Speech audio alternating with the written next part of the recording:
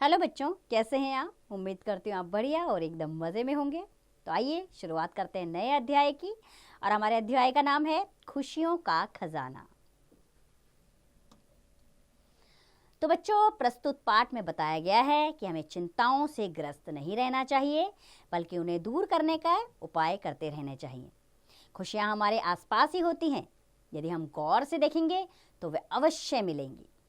खुशमिजाज आदमी अपने चारों ओर स्वयं ही खुशी का वातावरण बना लेते हैं। वह परेशानियों में भी खुश रहता है। तो यही इस पाठ में समझाया गया है। आइए पाठ की शुरुआत करें।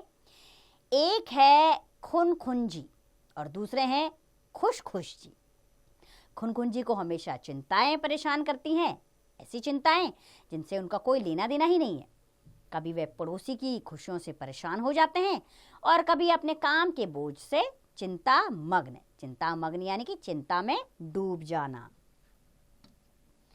कभी उन्हें अपने स्वास्थ्य की चिंता होती है तो कभी महंगाई की, कभी मौसम की तो कभी पुरवाई की। पुरवाई यानी कि हवाओं की, कैसी हवाएं चल रही हैं यहाँ पर। परेशानियों से ग्रस्त खुनखुंजी हमेशा खुन करते रहते हैं। वही खुश जी जैसा नाम से स्पष्ट है, हर हाल में प्रसन्न रहते हैं। चाहे उन्हें मानसिक चिंता हो या शारीरिक कष्ट, वे अपने पर उसे हावी नहीं होने देते। अपनी परेशानी का सकारात्मक पक्ष खोजकर वे उसमें भी खुशी ढूंढ लेते हैं। इसलिए खुश जी सबके लोकप्रिय हैं। लोकप्रिय यानी कि सब उन्हें बहुत प्यार करते थे, बहुत पसंद करते थे। तो एक बार की बात है बच्चों, खुश जी ने एक बच्चे को सड़क पर अकेला चलते देखा। पीछे से गाड़ी आई, तेज रफ्तार से आ रही थी। खुश जी ने छलांग लगाई और बच्चे को बचा लिया, पर उन्हें स्वयं काफी चोट आ गई।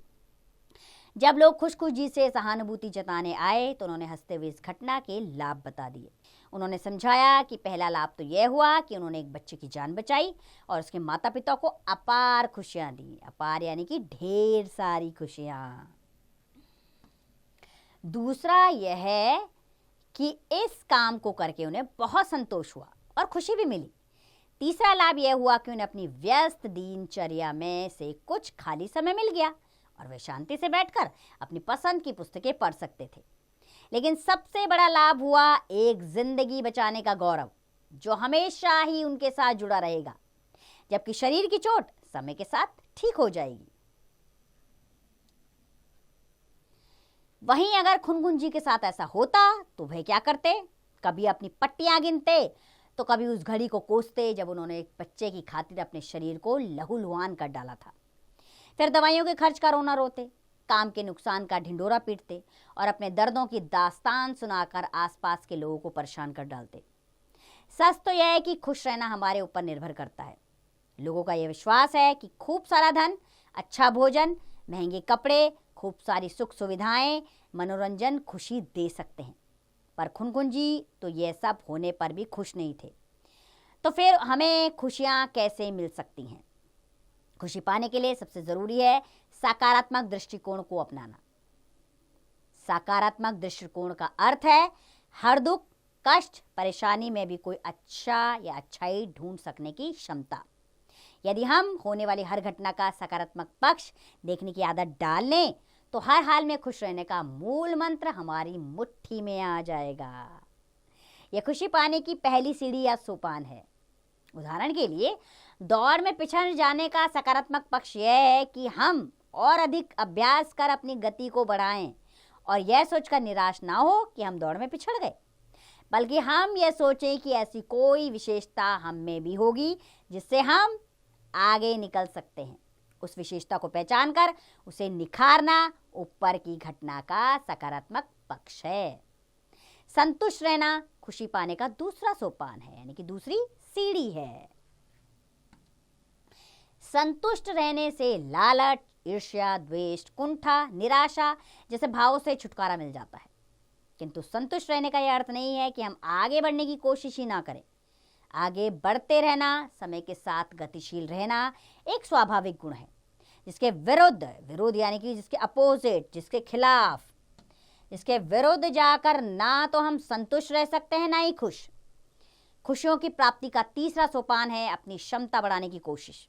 लगातार कोशिश करके वह स्वयं पर विश्वास रखकर एक मंद गति, मंद यानी कि धीमी गति, एक मंद गति से चलने वाले कछुए ने तेज दौड़ने वाले खरगोश को भी मात दे दी थी। अपने आप पर विश्वास रख, यदि हम कोशिश करते रहेंगे तो कुछ भी असंभव नहीं रह जाएगा और हमारा आत्मविश्वास भी बढ़ेगा। इस तरह हमारी क्षमता बढ़ेगी और उस आत्मसंतुष्टि से खुशी भी मिलेगी। खुशियाँ दूसरों से बांटना खुशी पाने का चौथा सोपान है। जैसे ज्ञान देने से कभी नहीं घटता, वैसे ही खुशियाँ बांटने से कभी कम नहीं होती। दूसरों को खुशी देने से हमारा अपना खुशी का खजाना बढ़ता जाता है। दूसरों को खुशियाँ कई प्रकार से दी जा सकती हैं। उनकी भावनाओं का आदर कर, सहानुभूति रखकर, मदद करके और दूसरों के सुख दुख में सहभागी होकर। किसी बड़े बूढ़े को सड़क पार करा देना, बीमारी में सेवा करना, अपनी वस्तुओं को दूसरों से बांटना, दूसरों को खुशियां देकर स्वयं खुशी पाने के कुछ उदाहरण हैं। क्या चोरी करना भी खुशी दे सकता है? कभी नहीं। पर यदि हम अपनी व्यस्त दिनचर्या से कुछ समय चुरा लें और अपनी मर्जी के कुछ काम कर पाएं तो वह खुशी पाने का 5वां सोपान कहलाएगा। अपनी मर्जी के ये काम जैसे खेलना, नाटक देखना, चित्र बनाना, छायांकन करना, गाने सुनना, भ्रमण करना, बागवानी करना, सैर करना आदि कुछ भी हो सकते हैं। चिंताओं को अपने ऊपर हावी ना होने दे। हावी यानी कि अपने ऊपर लदने ना दे, उनके बोझ के भीतर ना बैठे आप। ये खुशी पाने का 6वां सोपान है। चिंताएं वो परेशानियां सभी को होती हैं। कुछ लोग खुनखुन जी की तरह उन्हें अपने ऊपर हावी होने देते हैं और कुछ लोग खुशखुश जी की तरह उस चिंता से मुक्त होने का कारण ढूंढ लेते हैं। चिंता मुक्त होने के लिए हमें ही यह निश्चय करना होगा कि हम कैसी प्रवृत्ति को विकसित करें। केवल अपने साथ बैठकर अपने हृदय में झांकना, स्वयं से बातें करना, आत्मनिरीक्षण करना खुशी पाने का 7वां सोपान है। स्वयं से बातें करके हम न केवल अपना विश्लेषण कर सकते हैं, विश्लेषण यानी कि अपने बारे में जानकारी प्राप्त कर सकते हैं कि हम सही कर रहे हैं, गलत कर रहे हैं, क्या करना चाहिए, कैसे करना चाहिए। इन बातों के बारे में हमें पता होना चाहिए, बल्कि उन बातों को दोहरा भी सकते हैं जिनसे हमने खुशी पाई थी। ऐसे क्षणों में हम दिवा स्वप्न भी देख सकते हैं। सपनों को पालने के सुख का अलग ही आनंद है और जब हम सपने देखेंगे तभी तो उन्हें पूरा करने की कोशिश भी करेंगे।